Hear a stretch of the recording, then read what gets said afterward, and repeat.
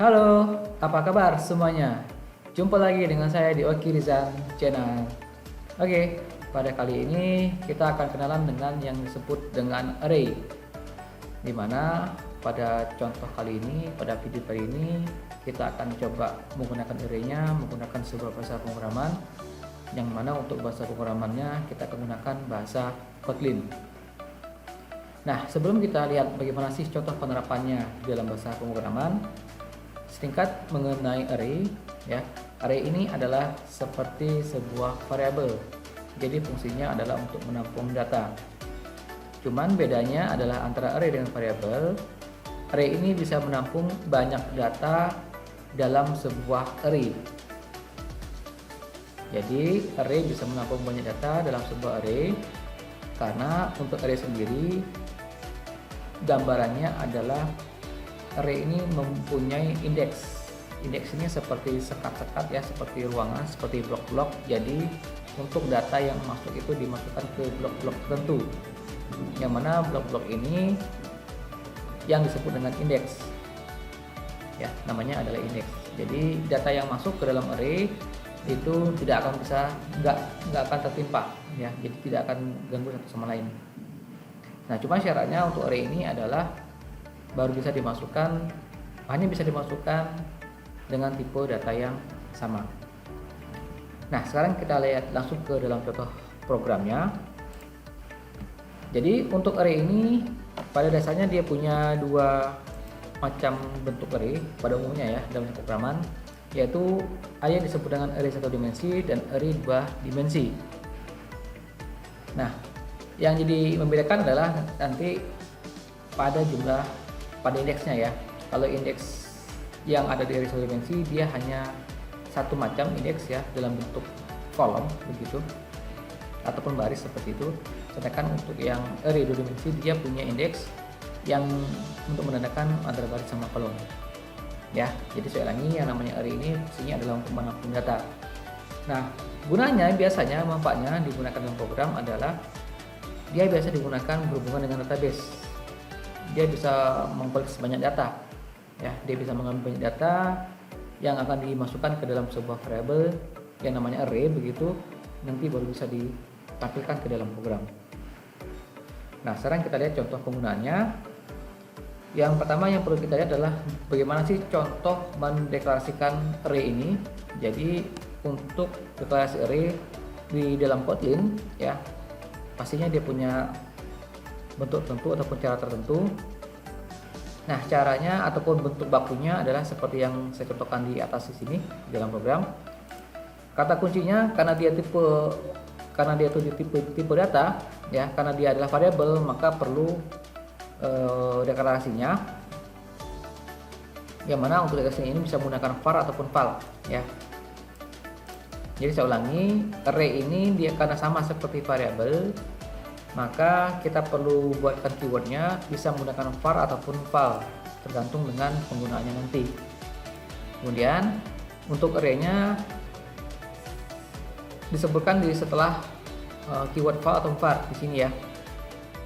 Jadi di sini disebutkan apa nama array-nya, dan di sini aturannya kalau memang mau dibuat nama array-nya lebih dari satu kata maka harus menggunakan underscore ya, harus ditentukan. Setelah itu digunakan titik dua seperti ini.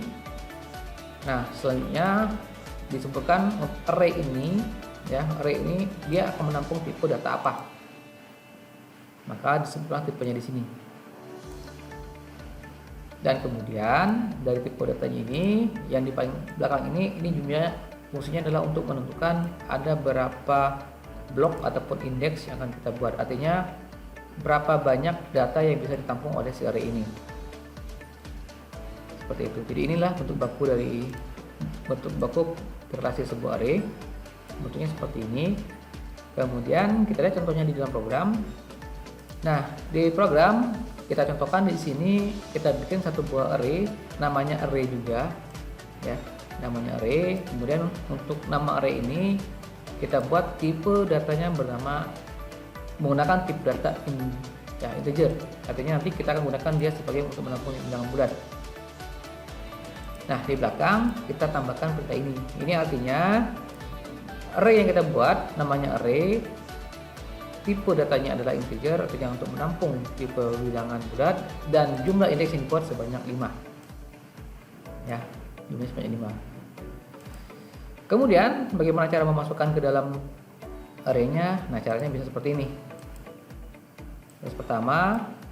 Indeks pertama ya sampai dengan yang terakhir. Jadi untuk indeks itu di array dia menggunakan 0. Ya, untuk penomoran indeksnya dari angka 0 nomornya, bukan angka 1 tapi 0 di sini. Ya. Ini artinya array di indeks ke 0 kita masukin angka 1. Ya, ini posisinya ke 0 nih. Kemudian yang kedua masuk ke array yang ke 1, ketiga angka 3 masukin yang ke nomor 2, keempat ke 3 dan ke nomor 5. Nah, kemudian kalau kita ambil isinya, untuk mengambil isinya kita bisa menggunakan perulangan seperti ini. Kalaupun kita bisa tentukan ataupun indeksnya ini ya, jadi pakai indeks ya, seperti itu untuk nampilinnya. Kita pakai perintah ini untuk nampilinnya. Ada variabel i yang fungsinya untuk mengatur perulangannya, yang mana variabel ini nanti isinya antara 0 sampai dengan 4. Ya, 4 nanti dia akan berulang sebanyak 5 kali dimulai dari angka 0 ya. Jadi angka 0 berarti ini harusnya muncul angka 0 dulu dan seterusnya. Kita coba ya dijalankan programnya.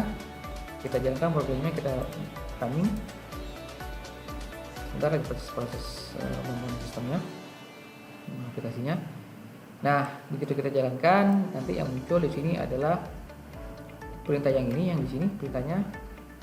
Pertama muncul tulisan print isi array satu dimensi, muncul ini tulisannya. Nah, kemudian perintah yang ini muncul dari sini perintahnya. Dia berulang sebanyak 5 kali. Kenapa? Karena ada perintah ini. Dan data yang diambil berdasarkan variabel i, dia berurut dari 0, indeks ke 0 sampai indeks yang ke 4 ya. Jadi sebanyak 5 data yang diulang. Nah, ini cara yang pertama ya, cara yang pertama untuk menggunakan array. Saya tunjukkan cara yang lain untuk menggunakan array ya. Ini misalnya khususnya untuk yang array yang fungsinya untuk menampung tipe data selain dari integer. Nah, di sini sudah disiapkan di sini ya. Nah, di sini kita bisa gunakan ada keyword namanya keyword array of ya. Ini bisa kita gunakan untuk buat sebuah array yang tipenya string misalnya seperti ini ya. Caranya untuk penggunaan awal tetap sama, bisa menggunakan var ataupun val ya, begini dia sama saja. Sebutkan apa nama arraynya, mau dibikin nama apa. Kemudian ada keywordnya array of, dan ini keunggulannya kita bisa langsung masukkan datanya di sini ya. Bisa masukkan datanya di sini, atau kalaupun memang mau dimasukkan satu-satu seperti yang tadi di atas, bisa seperti ini ya. Ada data, kemudian kita mau masukkan ke indeks yang berapa, kedua misalnya. Untuk indeks yang kedua berarti ini yang dia ini ya, kita ubah menjadi semua misalnya. Kayak gini juga bisa. Nanti begitu kita jalankan, begitu kita jalankan di sini. Nah, ya begitu jalankan nanti hasilnya adalah munculnya yang tadinya dia menjadi semua ya. Nah, ini pun sama, kita menggunakan struktur perulangan seperti ini. Jadi dia akan mengulang sebanyak 4 kali ya, sebanyak 5 kali. Dan kemudian nah, untuk perintah ini kita juga bisa menggunakan perintah untuk menampilkan isinya, bisa menggunakan perintah tulis ya. Nah, tulis ini yang mana dia, yang ini dia munculnya, muncul yang bawah ini ya, tampil seperti ini juga, sama juga ya. Ini untuk yang string. Begitu juga kalau yang untuk yang integer juga bisa ya, sama juga ya. Ini sudah saya siapkan di sini contohnya ya. Sama saja ini saya buat dulu. Nah, cuman bedanya kalau yang untuk integer dia harus menggunakan ada namanya keyword int array of ya. Jadi ini khusus untuk menampung array yang tipenya integer, dan datanya pun bisa kita masukkan ke sini. Dan ini pun hasilnya ya sama ya, hasilnya sama saja. Kita pakai unsur perulangan untuk menampilkannya, nanti yang munculnya angkanya seperti ini, A10, 20, 30, 40, 50, atau bisa menggunakan perintah tulis, keyword tulis untuk menampilkan isinya dari sebuah array. Ya, ini contoh yang array 1 dimensi. Nah, sekarang kita lihat contoh yang kedua, namanya array 2 dimensi. Nah, untuk array 2 dimensi bedanya dengan array 1 dimensi adalah di array 2 dimensi ini ada 2 buah indeks untuk penamaan satu buah array. Ya, jadi ada seperti baris sama kolom. Nah, sekarang kita lihat contoh di sini. Ini sebagai contoh seperti yang di awal tadi ya, kita bikin namanya array. Kemudian untuk array ini kita buat dengan tipenya integer int array. Ini artinya kita fungsinya untuk menampung yang bulat. Dan jumlahnya, nah ini jumlahnya ya. Jumlahnya kita bikin sebanyak 2 baris dengan 2 kolom. Ya. 2 baris dengan 2 kolom. Nah, kemudian untuk cara memasukkannya bisa seperti ini. Ya, ini untuk array-nya 0,0 dan 0, indeksnya 0 sama 0. 1, 2, 3, sama 4 berurutan ya dari array ini.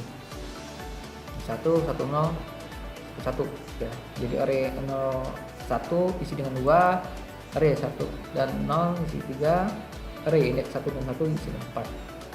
Nah, untuk menggunakannya kita bisa gunakan struktur nested loop ataupun loop bersarang ya, seperti ini. Nah, ini hasilnya bisa seperti ini. Kita lihat, ini bisa diberikan. Oke, ya, jadi ini menampilkan isi dari array yang mana perulangannya menggunakan struktur perulangan bersarang seperti ini. Angka 1, angka 2, 3, sama 4. Oke, demikian contoh penggunaan array di dalam bahasa Kotlin. Mudah-mudahan ada manfaat untuk kita semua. Terima kasih atas perhatiannya dan sampai jumpa lagi. Bye.